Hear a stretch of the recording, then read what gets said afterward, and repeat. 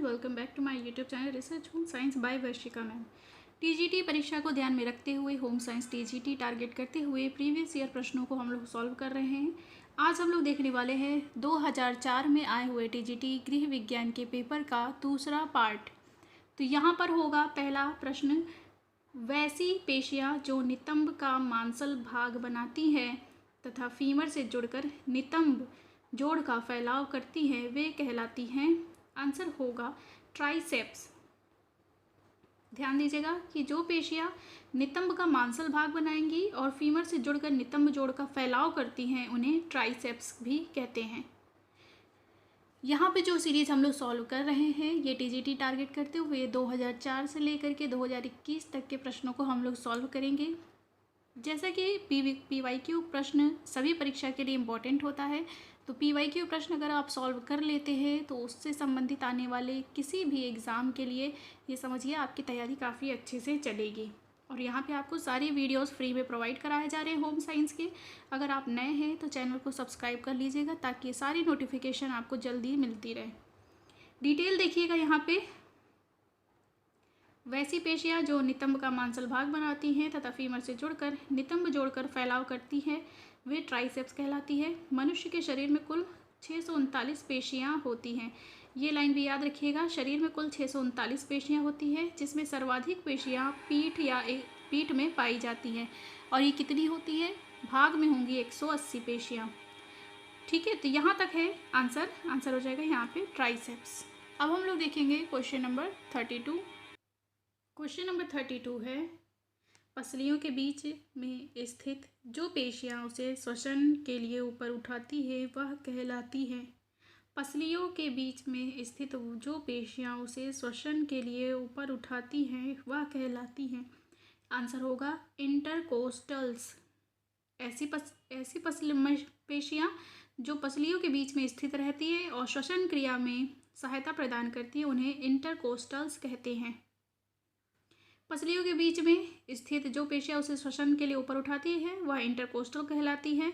इन पेशियों में स्वतः ही संकुचन निरंतर एक ही लय में जीवन के आरंभ से मृत्यु तक चलता है। ये हृदय पेशियाँ होती हैं जो कभी ना थकने वाली होती है। आंसर होगा यहाँ पे ऑप्शन नंबर 1।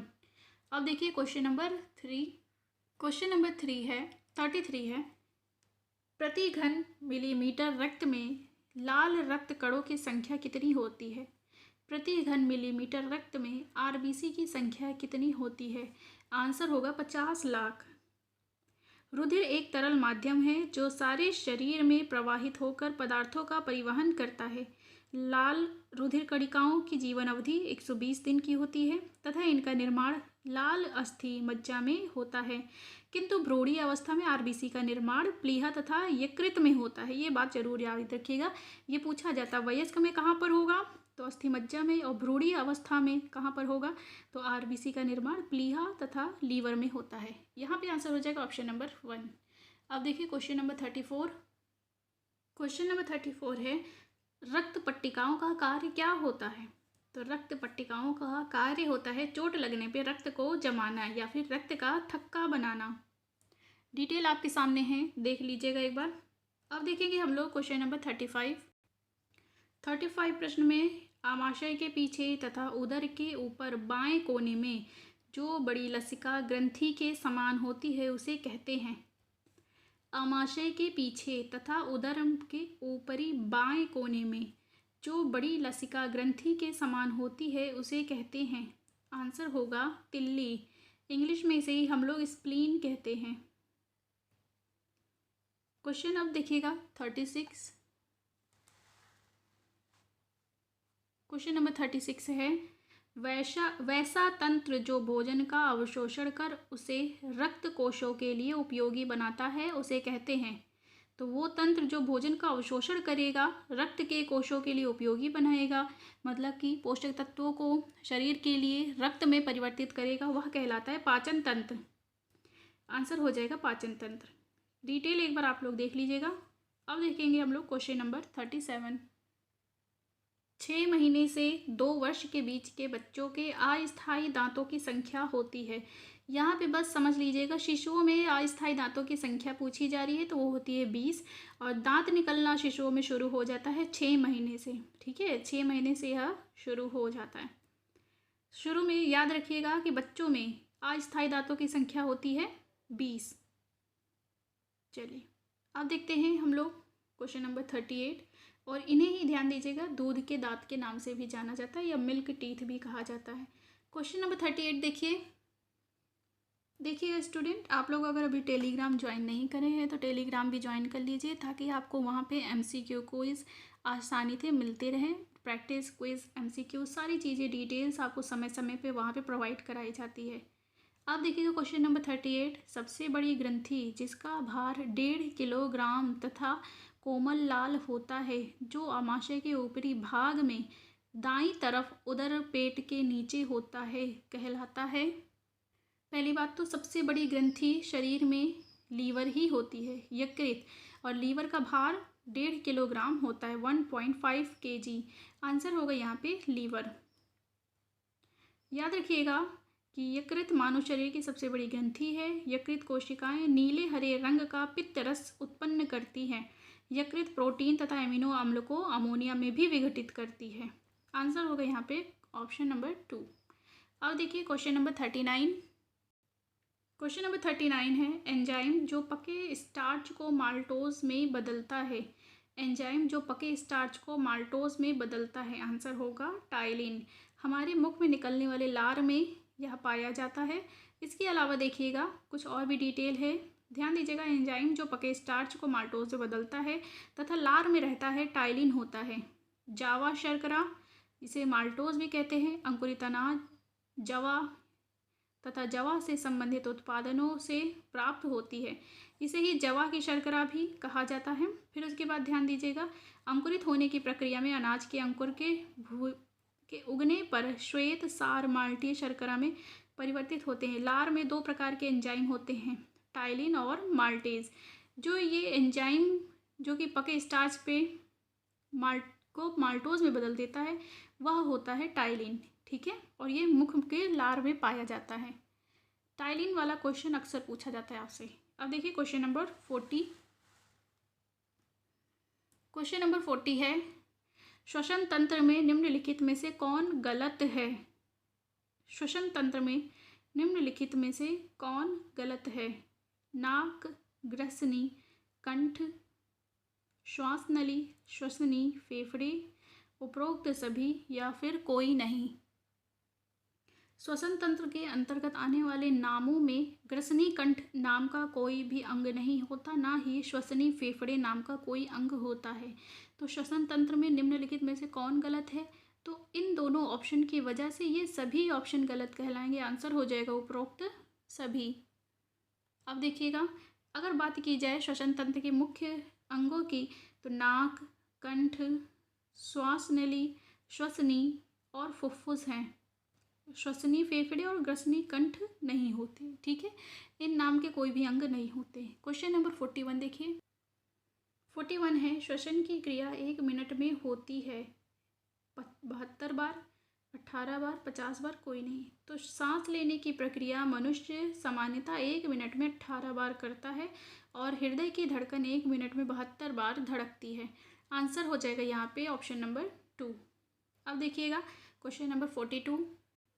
क्वेश्चन नंबर 42 है, जब किसी कारण से फेफड़ों तक ऑक्सीजन नहीं पहुंचती तथा ऊतक को ऑक्सीजन नहीं मिल पाती, तो उस स्थिति को क्या कहते हैं।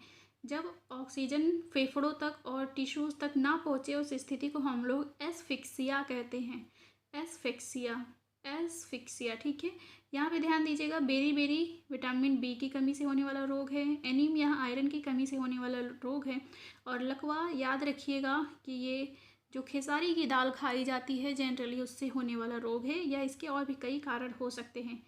लेकिन जब किसी कारण से फेफड़ों तक ऑक्सीजन ना पहुँचे, जिससे कि शरीर में या टिश्यूज़ में ऑक्सीजन नहीं मिल पाता है, इस स्थिति को एस्फिक्सिया कहते हैं। अब बारी है क्वेश्चन नंबर 43 की। क्वेश्चन नंबर 43 है, microwave oven, cooker, vacuum cleaner कार्य सरलीकरण के कैसे साधन हैं। पुराने सामान है, नए क्रांतिकारी सामान है, गृहिणी को पीटने का सामान है, कुछ भी नहीं। पहली बात तो ये जो ऑप्शन नंबर 3 है ये बिल्कुल भी गलत ऑप्शन दिया हुआ है। इतने बड़े आयोग को इस तरीके के प्रश्न बनाना, इस तरीके के ऑप्शन देना शोभा नहीं देता है। मैंने पहले भी ये प्रश्न देखा है, मुझे बहुत ख़राब लगा हुआ था और ये गलत बात है इस तरीके के ऑप्शन बनाना भी, ठीक है। लेकिन ध्यान दीजिएगा, प्रश्न है तो हमें इसके सही आंसर चुनना होगा।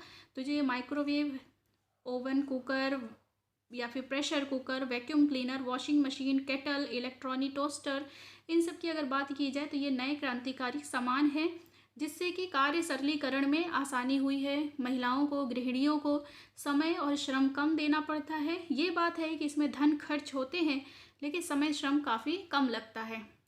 चलिए अब देखेंगे हम लोग क्वेश्चन नंबर 44 है, गृह सज्जा के विभिन्न अंग कौन नहीं है।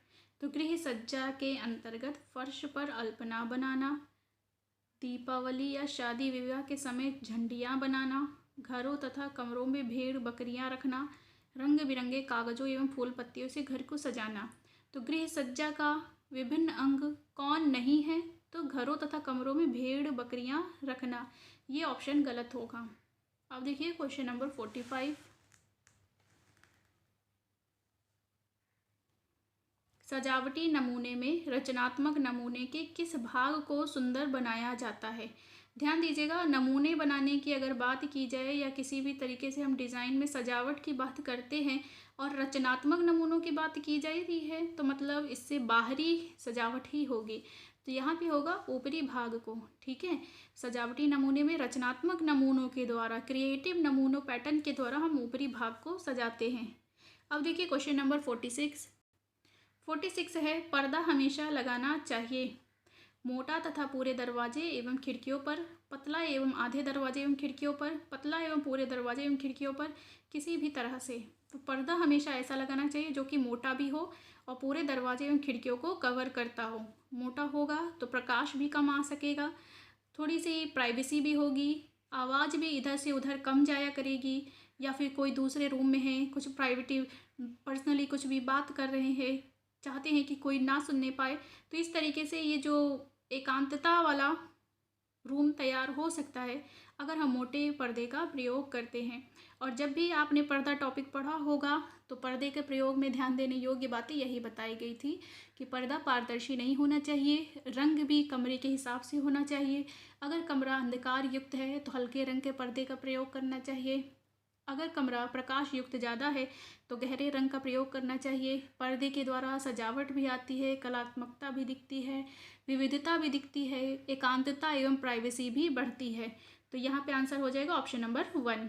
अब देखिए क्वेश्चन नंबर 47 नंबर क्वेश्चन है, समय व्यवस्थापन की योजना के सफल होने से संतोषजनक पारिवारिक लक्ष्य की प्राप्ति होती है।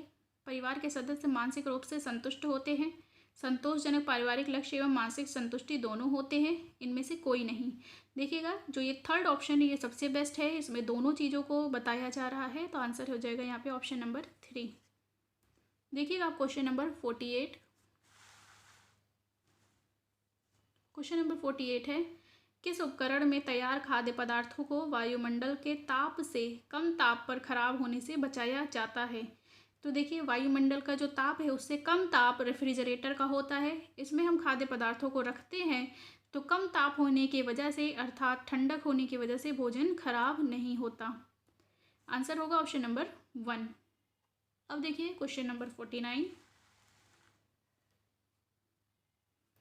अपने परिवार, समाज तथा राष्ट्र हित हेतु अपनी क्षमताओं का संपूर्ण उपयोग कर मानव जाति का कल्याण कर सकता है। कौन कर सकता है? कुपोषित व्यक्ति, सुपोषित व्यक्ति, स्वस्थ व्यक्ति, या इनमें से कोई नहीं। तो जो व्यक्ति खुद ही कुपोषित होगा वो किसी की सहायता क्या कर पाएगा? तो यहाँ पे बेस्ट आंसर है स्वस्थ व्यक्ति, ठीक है। ध्यान दीजिएगा, स्वस्थ व्यक्ति ही परिवार, समाज तथा राष्ट्र हित हेतु अपनी क्षमताओं का संपूर्ण उपयोग कर सकता है। क्वेश्चन नंबर 50 देखिएगा। क्वेश्चन नंबर 50 है, विभिन्न स्वयंसेवी संस्थाएं सामुदायिक स्वास्थ्य उत्थान हेतु कौन कौन कार्यरत है? तो इनमें से सभी स्वयंसेवी संस्थाएं हैं ये, ठीक है, और सामुदायिक स्वास्थ्य के लिए ये कार्यरत हैं, जैसे कि भारतीय रेड क्रॉस समाज एवं भारत सेवक समाज, कस्तूरबा मेमोरियल फंड एवं हिंद कुष्ठ निवारण संघ, भारतीय बाल कल्याण परिषद एवं अखिल भारतीय नेत्रहीनता उन्मूलन समाज, ये सभी भारत के उत्थान के लिए कार्यरत एक संस्थाएं हैं। अब देखते हैं हम लोग क्वेश्चन नंबर 51। क्वेश्चन नंबर 51 है पर्यावरण के अजैविक घटक हैं। तो ध्यान दीजिएगा, अजैविक घटक जैविक होते तो उनमें जीव होता, जान होती। तो याद रखिएगा अजैविक घटक के अंतर्गत आसपास की वायु, जल, स्थल ये सभी आते हैं। तो पर्यावरण के अजैविक घटक के अंतर्गत इनमें से सभी आएंगे। अब देखिए क्वेश्चन नंबर 52। वातावरण में कौन सी गैस मुक्त अवस्था में स्वपोषियों के विकास के कारण हुआ? तो आंसर होगा ऑक्सीजन। ऑक्सीजन गैस वातावरण में मुक्त अवस्था में स्वपोषियों के विकास के कारण हुआ। स्वपोषी अर्थात जिनके लिए हमें विशेष ध्यान देने की आवश्यकता नहीं होती, जैसे कि पेड़ पौधे, तो उनके विकास के कारण ही ऑक्सीजन गैस मुक्त हुई। ध्यान दीजिएगा, ऑक्सीजन गैस वातावरण में मुक्त अवस्था में स्वपोषियों के विकास के कारण उत्पन्न होती है। ऑक्सीजन के बगैर इस पृथ्वी पर जीवन संभव नहीं है। पृथ्वी के वायुमंडल में ऑक्सीजन 78% के बाद लगभग 21% ऑक्सीजन पाया जाता है। जल चक्र के लिए ऑक्सीजन आवश्यक है। भारत के वायु में ऑक्सीजन पर्याप्त मात्रा में पाई जाती है। क्वेश्चन नंबर 53 अब देखिएगा, ओजोन के स्तर किसके हानिकारक प्रभाव से हमारी रक्षा करते हैं? तो ओजोन की जो लेयर है वो सूर्य की रोशनी से आने वाली पराबैंगनी किरणें, या फिर इंग्लिश में हम लोग इसे यूवी रेज कहते हैं, अल्ट्रा वायलेट किरणें, उनसे हमारी सुरक्षा करती हैं। क्योंकि ये जो यूवी रेज है ये त्वचा संबंधी रोग उत्पन्न करते हैं, नेत्र संबंधी रोग उत्पन्न करते हैं, स्किन कैंसर तक भी हो सकता है। तो आंसर होगा ऑप्शन नंबर 1। अब देखिए क्वेश्चन नंबर 54। पृथ्वी पर जीवों की उत्पत्ति कितने वर्ष पूर्व हुई? आंसर होगा 4 अरब वर्ष पूर्व। पृथ्वी पर जीवों की उत्पत्ति कितने वर्ष पूर्व हुई? आंसर होगा 4 अरब वर्ष पूर्व। याद रखिएगा, पृथ्वी पर जीवों की उत्पत्ति लगभग 4 अरब वर्ष पूर्व माना जाता है। जीवी महाकल्प के रूप में पृथ्वी का इतिहास अभिहित किया जाता है। जीवी महाकल्प के आर्कियोजोइक महाकल्प में अर्थात आज से 3.8 अरब वर्ष पूर्व आदि सागर में जीवन की उत्पत्ति सबसे पहले हुई थी। तो एक्यूरेट कहा जाए तो 3.8 अरब ईयर्स, लेकिन अगर आपसे ओवरऑल पूछा जाएगा तो 4 अरब वर्ष पूर्व। अब देखिए क्वेश्चन नंबर 55। प्लास्टिक किस प्रकार का अपशिष्ट है? आंसर होगा जैव या फिर निम्नकरणीय प्रकार का अपशिष्ट होता है। क्वेश्चन नंबर 56 देखिए, वैसे विष जो बिना अंगों को जलाए ही विषाक्त लक्षण उत्पन्न करते हैं उसे, जैसे कि तूतिया, वे कहलाते हैं। ध्यान दीजिएगा कि विष के प्रकार भी स्वास्थ्य विज्ञान या स्वास्थ्य के अंतर्गत पढ़ना होता है, तो वो भी चीज़ें आपको यहाँ कंप्लीट कराई जाएंगी। अगर बात की जाए 2021 में भी अफीम पूछा गया था, या भी पूछा गया था निम्न में से कौन निद्राकारी विष है, तो आंसर था अफीम। यहाँ भी विष से संबंधित प्रश्न है, तो जो कि अंगों को जलाते नहीं हैं फिर भी विषाक्तता उत्पन्न करते हैं वो कहलाते, जैसे कि उदाहरण है तूतिया, तो इन्हें हम लोग कहेंगे उदाहक विष। ठीक है, तूतिया को नीला थोथा भी कहा जाता है, ये याद रखिएगा। तूतिया या फिर कॉपर सल्फेट अकार्बनिक यौगिक है जिसका रासायनिक सूत्र CuSO4 होता है। क्वेश्चन नंबर अब देखिए 57। अभी तक में आपको पिछले पार्ट में 30 क्वेश्चन सॉल्व कराए गए थे, साथ ही TGT होम साइंस का सिलेबस भी बताया गया था पार्ट 1 में।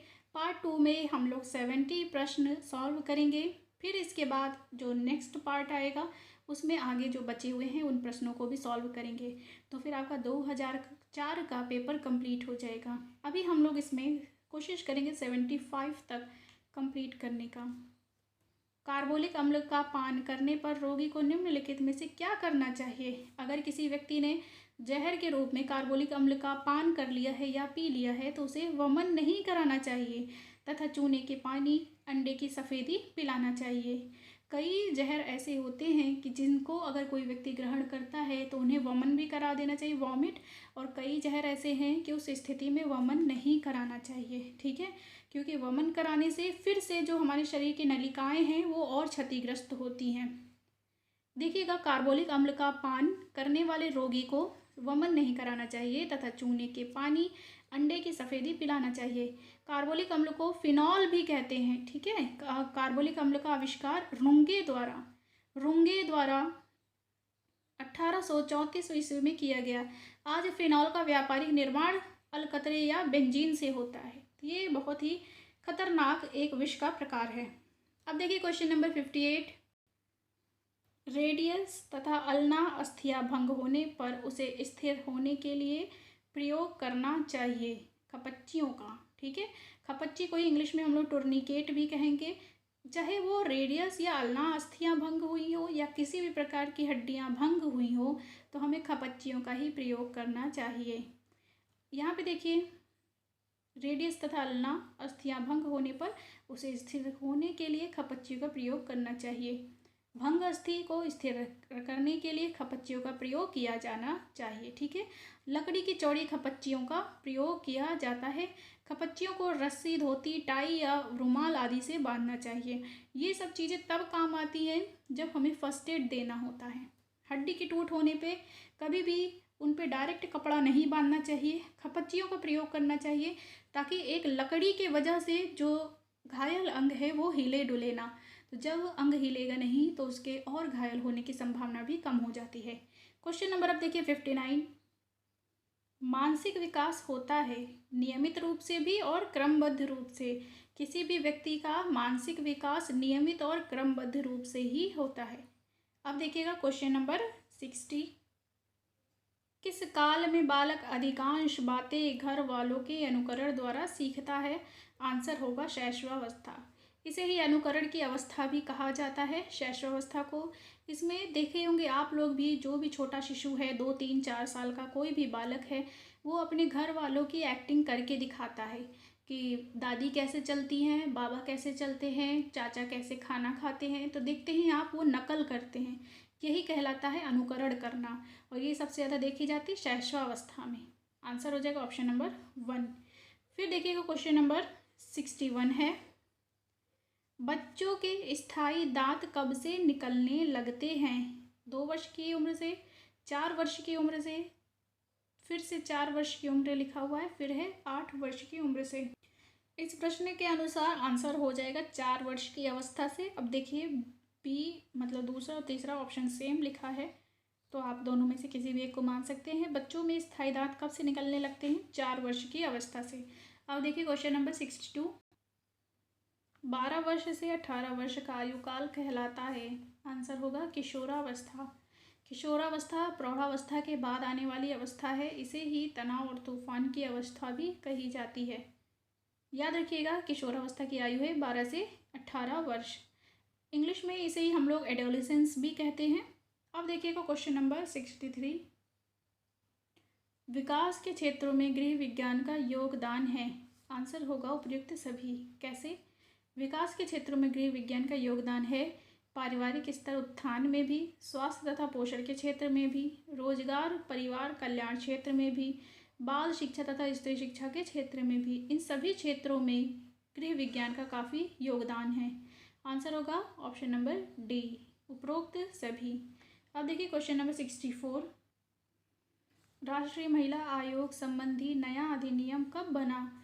तो राष्ट्रीय महिला आयोग संबंधी अधिनियम बना था 1990 में। लागू कब हुआ था? 1992 में। आंसर होगा यहाँ पे 1990।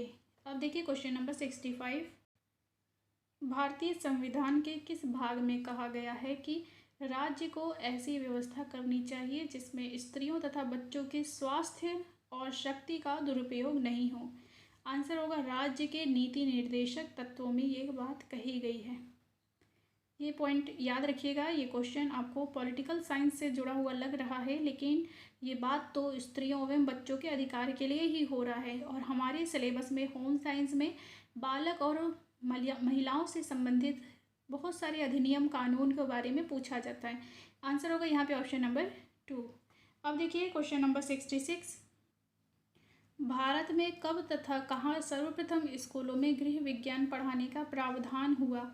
आंसर होगा 1948 ईस्वी में मद्रास में।